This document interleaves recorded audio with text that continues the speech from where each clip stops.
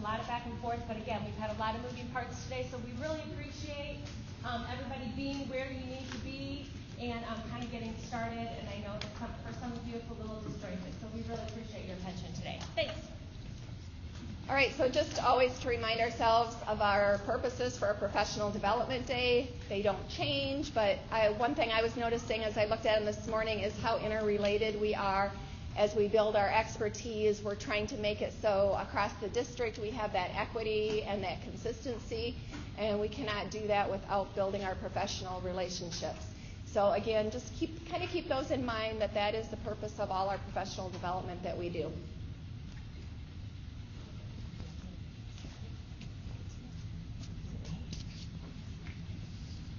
Okay, so our purpose for today, for our short time together today, is to unpack math practice standard number 6, which is attending to precision, and to find links between what it says in that math practice standard, the words that the core people have outlined and added and included in that, and then finding links to our current practice and our current understanding. When we were trying to unpack this, I was instantly brought back to my childhood. So my dad, before he went to Deere, he was a carpenter by trade.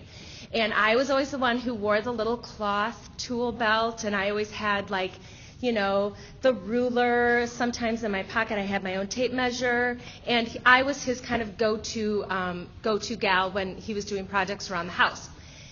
And my dad, love him, to this day, you're expected to, just read half of his mind. And so he would say, he's always in a rush. He'd say, hand me that screwdriver.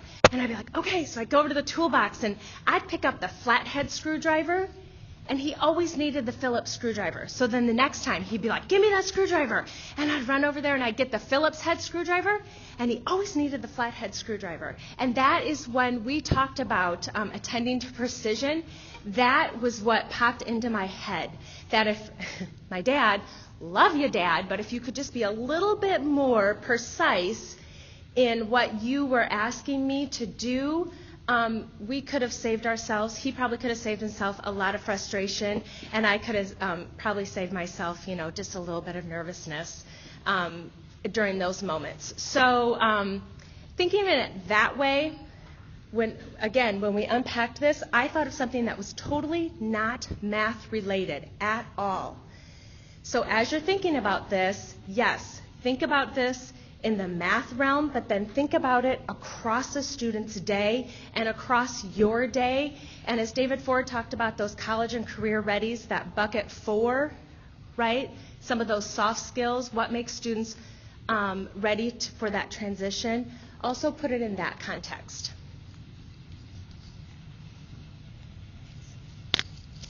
So what we're going to have you do is get out your math standards, and on page 9 you have math practice standard number 6.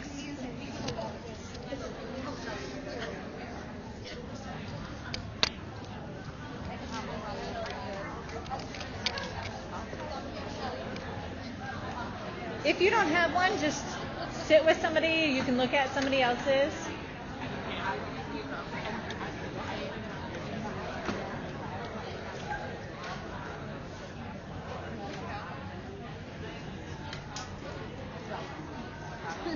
Okay, what we want you to do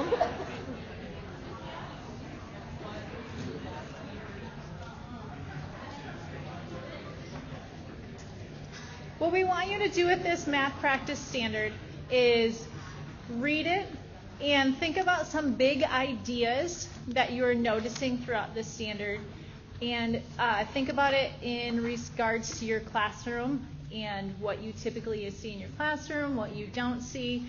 When I read it, I was always connecting to my math group that, this is applicable when they do this, or, they need to attend to precision more when they do this.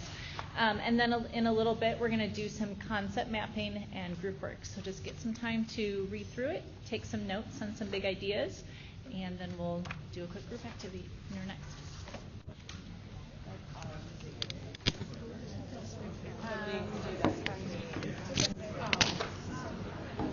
From my grad class, it was like one of our supplemental read-ups.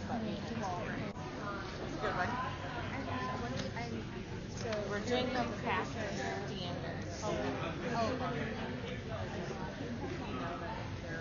which are different from the content standards. Yes. Oh yeah. Yes.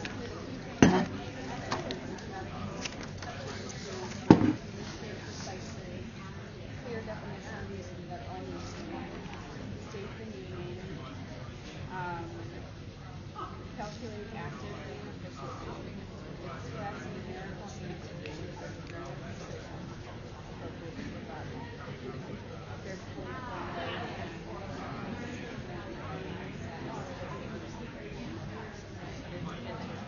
formulate concepts out of Right. So it breaks it down to like questions to develop the thinking in the kiddos, and then like breaking that standard down into those pieces, and then like what the teacher should be doing. But yes, but this is awesome too. The kids speak like this really puts this into kid-friendly language. When we talk about, I will pay attention to details, I will check my work, I will be careful with the units of measure, I will label carefully, I will do my work and make sure that everyone can understand. So I think that this is like your IEP. Get over here. Check this out. My resources. You printed them? Oh my goodness. Oh no, this is from my grad class. Look at this. Oh yeah. Yep. Yeah. Already broken down. This is the kids speak language. Yep, I've seen this one. I have this on my computer. Isn't that good? And then a parent's guide of how to help parents talk to their kiddos about it too. Would you like to That's really good. I like that.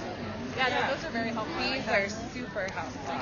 Yeah. I also found a matrix of them. Like, what does it look like? Send this home. Yeah, send all approaches Okay. from parents that I have. Yes. Oh, Yeah, good. those are good. See, Those this is questions what I are was really reading nice. about right now. Now, if you really want me to use our thought, I'll pull this up.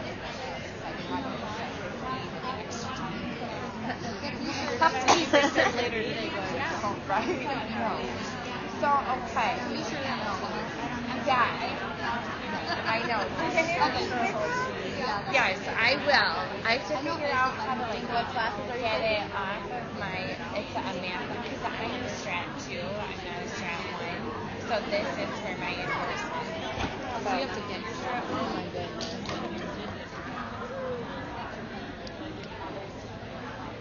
All right, we want to go ahead and pull you back.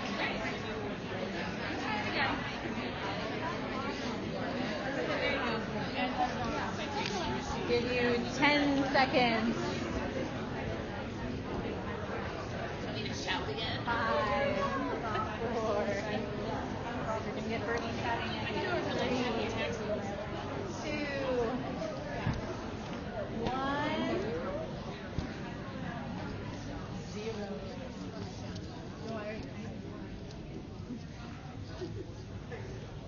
Okay, what we want you to do next as your table area groups is there's anchor chart paper in front of you.